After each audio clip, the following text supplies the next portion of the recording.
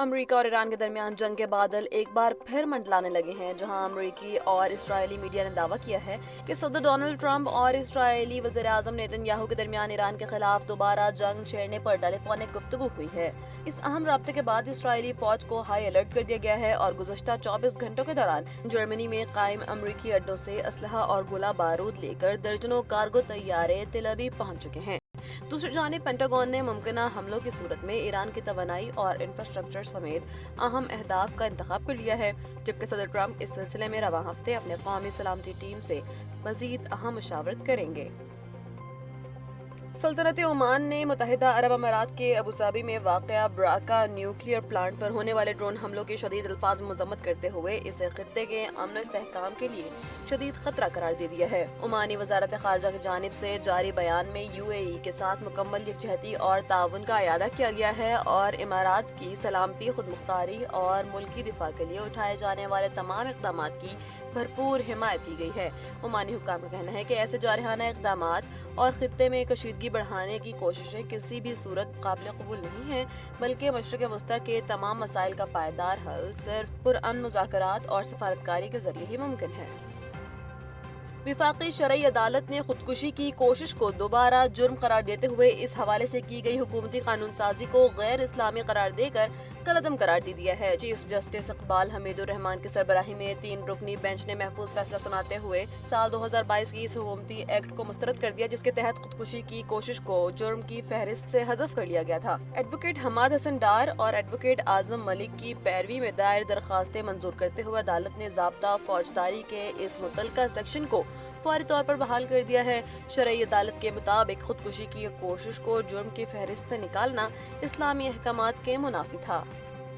اور عالمی منڈی میں خام تیل کی قیمتوں میں ایک بار پھر تیزی دیکھی جا رہی ہے، جہاں حالیہ تجارتی سیشن کے دوران تیل کے نرخوں میں 3% تک اضافہ ریکارڈ کیا گیا ہے۔ مارکیٹ رپورٹ کے مطابق بین الاقوامی مارکیٹ میں برنٹ خام تیل کی قیمت $111 فی بیرل تک پہنچ گئی ہے، جبکہ WTI اور UAE مربن خام تیل کی قیمت $108 فی بیرل کی سطح پر ریکارڈ کی گئی ہے۔ معاشی ماہرین کا کہنا ہے کہ مشرق وسطیٰ میں بڑھتی ہوئی جغرافیائی کشیدگی، سپلائی میں ممکنہ رکاوٹوں کے خدشات اور عالمی سطح پر طلب میں اچانک اضافے کے باعث تیل کی قیمتیں مسلسل اوپر جا رہی ہیں۔ لاہور پولیس نے منشیات فروش ملزمہ انمول عرف پنکی اور اس کے سابق شوہر ناصر کے نیٹ ورک سے متعلق اہم انکشافات کیے ہیں۔ پولیس تحقیقات کے مطابق ناصر نے اپنے 2 بھائیوں، دوست اور بہنوئی کے ساتھ مل کر کوکین کا کاروبار شروع کیا اور اپنی سابقہ بیوی پنکی کو بھی کوکین بنانے کا ماہر بنایا۔ دونوں میاں بیوی لاہور، کراچی اور ملک کے دیگر بڑے شہروں میں منشیات سپلائی کرتے رہے، جس کے بعد ناصر نے اس نیٹ ورک کو کراچی منتقل کر کے مزید وسعت دی۔ بعد ازاں ملزمہ پنکی نے 2021 میں رانا اکرم نامی شخص کے کہنے پر اپنے شوہر ناصر سے طلاق لے لی تھی، تاہم پولیس اب بھی ان کے پورے گروہ کی گرفتاری کے لیے تحقیقات کا دائرہ بڑھا رہی ہے۔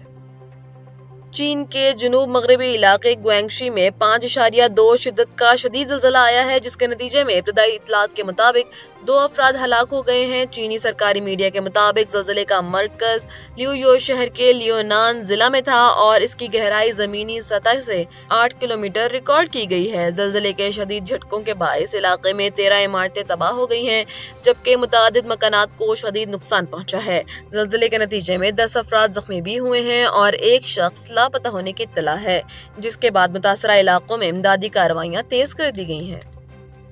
آسٹریلیا کے دارالحکومت ویانا میں سفیر پاکستان کامران اختر ملک کی سربراہی میں مارکہ حق کی پہلی سالگرہ کے موقع پر ایک پروقار اور پرجوش تقریب کا انعقاد کیا گیا ہے۔ ویانا کے 21ویں ڈسٹرکٹ کے ایک مقامی ریسٹورنٹ میں منعقدہ اس تقریب میں سفارت خانے کے حکام، اوورسیز پاکستانیوں، خواتین، بچوں اور انٹرنیشنل کمیونٹی نے بڑی تعداد میں شرکت کی۔ تقریب کا آغاز تلاوت کلام پاک اور قومی ترانے سے ہوا، جس کے بعد پورا ہال پاکستان زندہ باد اور پاک فوج زندہ باد کے نعروں سے گونج اٹھا۔ اپنے خطاب میں سفیر پاکستان کامران اختر ملک نے مارکہ حق کو قومی اتحاد، ایمان اور بہترین سفارتکاری کی روشن علامت قرار دیا۔ انہوں نے پاک فوج کے سپہ سالار فیلڈ مارشل سید آصف منیر کی جرأت مندانہ قیادت، وزیر اعظم شہباز شریف اور ڈپٹی وزیر اعظم و وزیر خارجہ اسحاق ڈار کی کامیاب سفارتی حکمت عملی کو زبردست خراج تحسین پیش کیا۔ تقریب کے دوران مارکہ حق پر مبنی خصوصی ڈاکومنٹری بھی دکھائی گئی اور مختلف مقررین، سمیت معروف شاعر غلام مصطفیٰ نعیمی نے پاک فوج کی قربانیوں کو سراہا۔ اختتام پر ملک کی سلامتی، خوشحالی اور فلسطین سمیت امت مسلمہ کے لیے خصوصی دعائیں بھی کی گئیں۔ سعودی وزارت دفاع نے کارروائی کرتے ہوئے عراق کی جانب سے مملکت کی فضائی حدود میں داخل ہونے والے 3 ڈرونز کو فضا میں ہی تباہ کر دیا۔ اس جارحیت پر سخت موقف اپناتے ہوئے وزارت دفاع نے واضح کیا ہے کہ سعودی عرب اپنی قومی سلامتی کے دفاع میں مناسب وقت اور جگہ پر جواب دینے کا پورا حق محفوظ رکھتا ہے۔ مزید برآں سعودی وزارت خارجہ نے متحدہ عرب امارات کے جوہری پلانٹ کے قریب ہونے والے حالیہ ڈرون حملے کی بھی سخت الفاظ میں مذمت کی ہے اور اسے پورے خطے کے